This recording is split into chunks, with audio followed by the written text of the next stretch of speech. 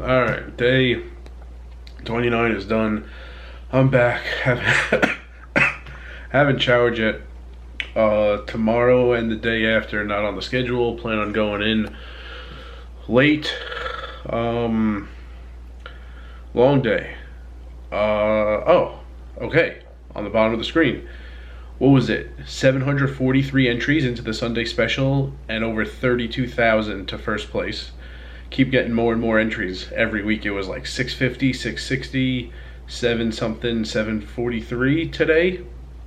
We'll see if we get to 800. Yeah, we're just instantly starting like every table we have 10-handed and going for as few alternates as we can, even though there's still like a few hundred alternates. Interesting they had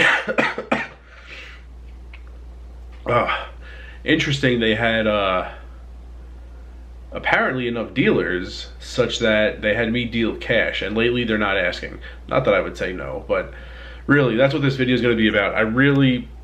I do it, I'm like good enough at it, but it really is not more money, and it's so much more difficult. It's not as difficult as when I started. Still don't know what the deal was with those purple $4 chips. I saw those once, never again. So counting the rack and asking for fills, not nearly as complicated. Man, it's just tournaments are so like straightforward. And it would be one thing if, you know, I got more to deal cash games. I'm not.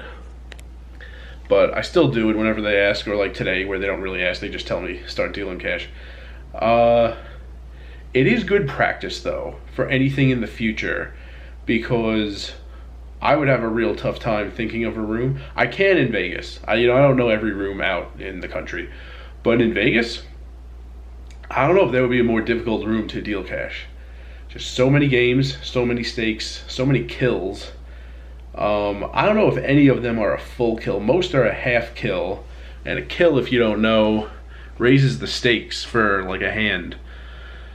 If you're playing 8-16 limit hold'em and a kill is triggered, okay, if it were a full kill, which I don't think Orleans has a full kill, but if it were, that means the stakes are doubled next hand and you're playing 16-32. If a half kill is triggered, then 8-16 becomes 12-24, and you're playing those stakes for the next hand. 4-8 Omaha 8 has a half kill, 8-16 Omaha 8 has a half kill. Pretty sure 8-16 limit. That game doesn't run a ton. I have dealt it and I have seen it running. It doesn't deal a ton, so I don't have a ton of experience. Pretty sure that has a half kill. 3-6 limit does not. Even the 15-30 Omaha 8 does. That's not even a half kill. That's like a, what is it? It's either a 2/3 or a 3/4 kill.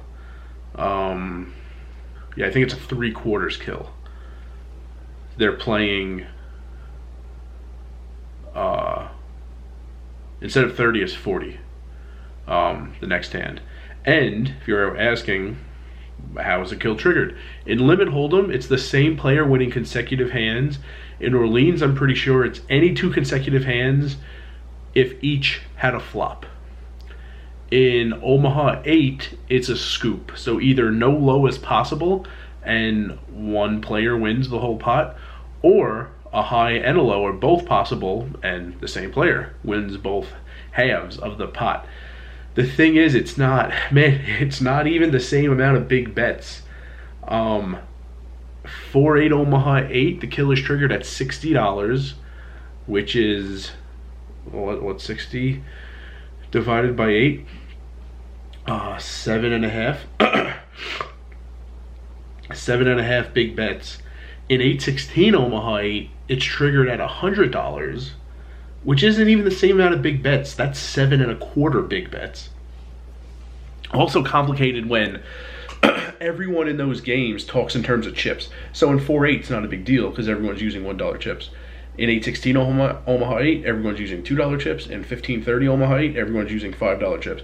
So if someone says, it usually comes into play when someone's all in for an amount that is not like 1 exact bet or 2 exact bets on a certain street, and there's a side pot, and the players will tell you, oh, 8 on the side, and not $8. No one's talking in terms of dollars. They're talking in terms of chips, which is weird because I'm thinking in terms of dollars for rake purposes and promo purposes, and even beyond max rake. I'm still thinking in terms of dollars to see if we get to a pot big enough such that the kill is triggered. So I'm thinking in terms of dollars, then everyone's telling me things in terms of chips.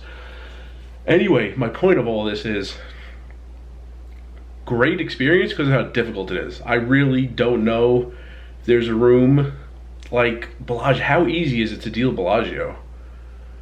For one, no games have promos.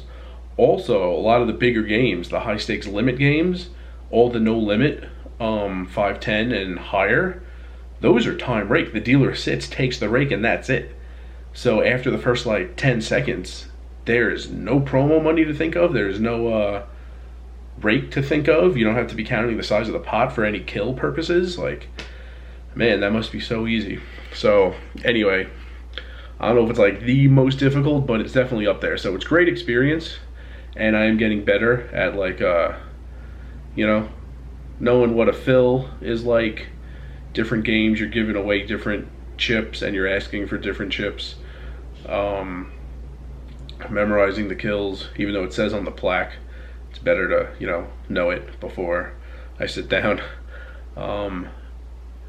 And yeah, just knowing the games. There was even a almost out stud like a week ago or so. Every once in a while there's a Omaha 8 stud 8 game that's been running. So I sat down and my entire down was Omaha 8, but 50-50 chance. Could have been dealing stud cash, which does not run very often anymore, like anywhere in the country. So good experience. Dealt mostly cash today. Did talk my way into another hour. Dealt a little tournament.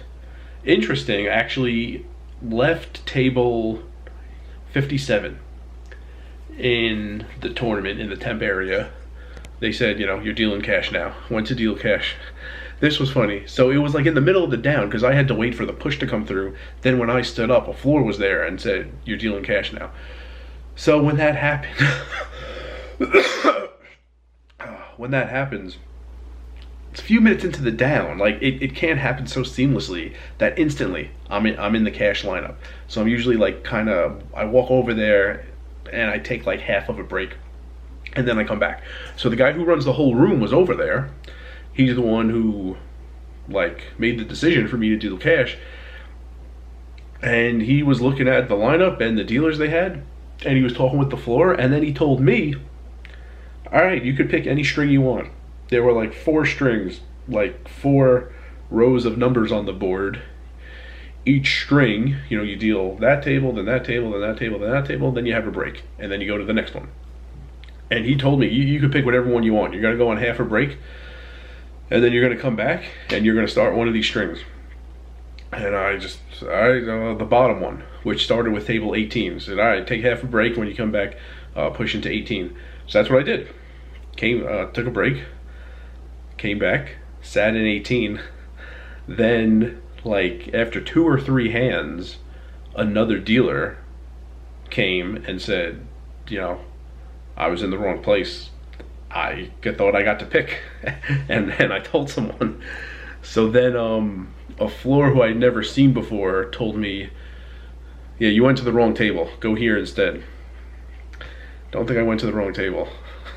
I thought it was very clear. I had the choice and I picked, and I told someone. But all right, I picked the wrong table. So yeah, dealt cash for a while. Actually, that string they threw me in was like the easiest one I've ever had in Orleans. It was 3 tables in a row of 1-3 no limit, which is very simple to me because of how much I played it. And then during those tables, they added one to the end. I think it was 4-8 Omaha 8. But all right, dealt cash for a while. Shout out to the guy who was talking to me about cigars. It was funny. Guy in the 9 seat who was talking to me about cigars a little bit. On the walk to that table, the famous Josh Morrow gave me 2 Davidoff cigars. They were just put in my sling pack like 10 seconds before that guy in the 9 seat was talking to me about cigars. Also shout out to the guy in seat 2 in 4-8 Omaha 8. Also shout out to, I remember someone else. I remember sitting down somewhere else and someone saying, "What's up, Nomad?" So shout outs to everyone that I met today on what is it, June 23rd. And yeah, so then cash was done, and I said they've been strict about, no overtime. So I dealt like a string, went on break, dealt another string of 5 tables, went on break, dealt 1 table, and then I thought this was going to happen, and it did. Someone replaced me. So I asked the floor, someone's in my spot, I'm out. And he said, yeah, you're out. And so I just asked, I was just clear this time. I said, like clock out and leave, or because it was still very busy. Registration had just ended on the Sunday special, so there couldn't be more tables. Tables were only going to break at this point, but a 6 o'clock tournament had just started. It was still very chaotic over there and very busy. So I said, clock out and leave, or ask the tournament floor if they need me. And he said, I can't give you overtime in the cash game area. You're done here, but all right, if you want to go ask the tournament floor if he needs you, just let him know, what time you started. And I said, well, yeah, we did roll call at 10:45. Oh, he knows. So I went over there.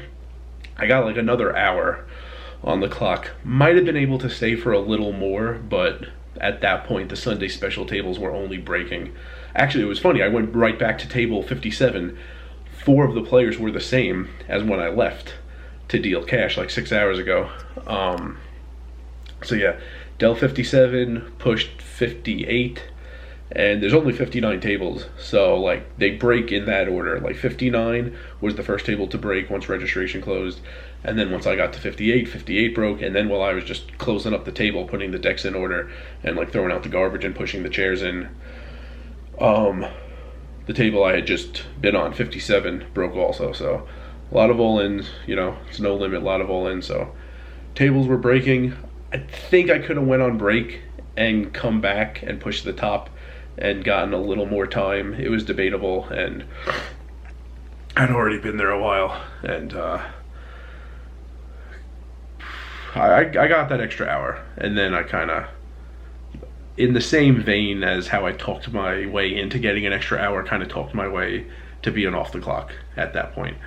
So yeah, more than 8 hours for 3 days in a row, and busy day. That tournament is a huge success. I'll see if we ever get over 800. I think we have 3 more chances at 3 more Sundays in the series. Exactly 21 days left in the series. So 7 days from today, 14 days from today, and 21 days from today, 3 more Sunday special tournaments we're going to hold. And yeah, that is a huge first place to a $200 buy-in. $100 add-on, so most people spend $300, but still over 32 grand to first place for a $200 buy-in. It's pretty awesome. And yeah, tomorrow, ladies event. I'm hoping actually they don't send that email and I just go in at 6 for about 4 hours of work. So there were 2 women who were friends who were playing in the horse event 1 or 2 days ago, and I thought they said there's another ladies tournament with the exact same buy-in somewhere else on the same day, which is odd because people have been talking about the seniors event. I've heard people talk about the one at the Nugget and the Series and Venetian, and we held one at Orleans. They were staggered, The seniors wanted to play in all of them. It sounds like they could have. I don't know if any 2 were on the same day. Maybe they were, but definitely could have played in 2 or 3 of them.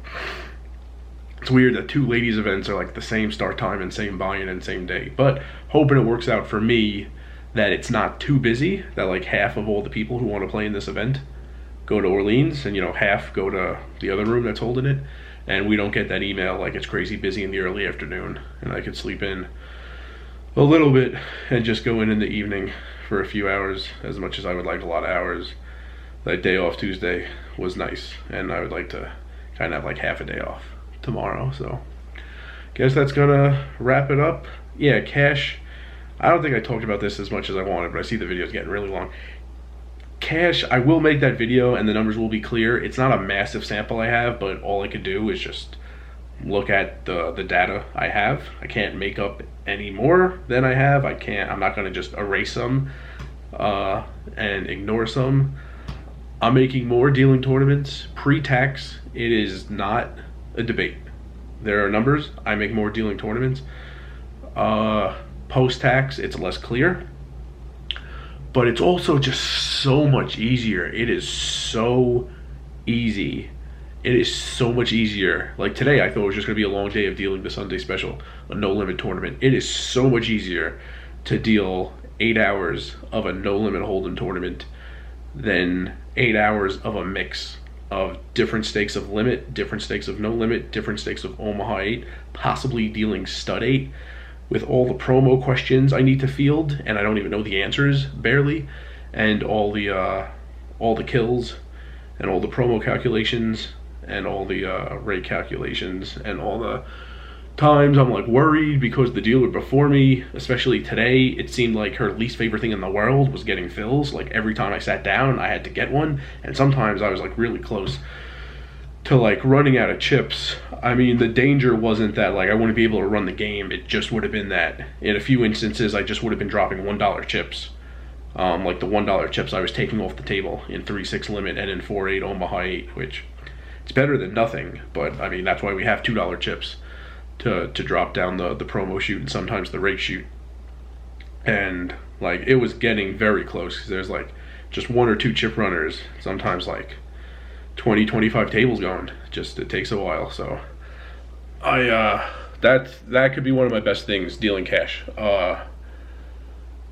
Leaving the rack in very good order for the next dealer.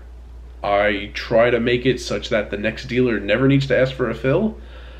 Sometimes I'm like on the fence. I don't want to like waste the chip runner's time if some people really need fills. I'm like, it'll definitely be fine for me, probably fine for the next dealer. I'm not going to ask. I see like on the screen 5 people are asking for fills right now. All right, I'm not going to ask. And make it even more hectic for the chip runner. But also using the ladders correctly, some people don't use them at all. You just have a stack of like $51 chips, which is so annoying. Also, some people use them, they separate like, you know, stack of 20, stack of 20, stack of 10. Okay, but they get them wrong. Sometimes it's like a stack of 21 or 22, which is like more annoying than not even separating them at all. So, yeah, I am very cognizant about leaving the rack in good order for the next dealer.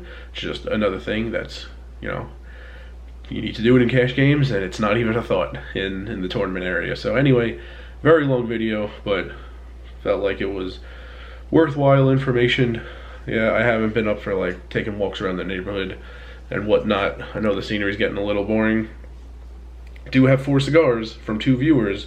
Definitely not going to smoke them in this bedroom, so look out for videos with better scenery while I'm smoking cigars in the future. That's my pledge to you. I'm going to stop pointing at the camera and just end the video. And remember, rice is a spoon food.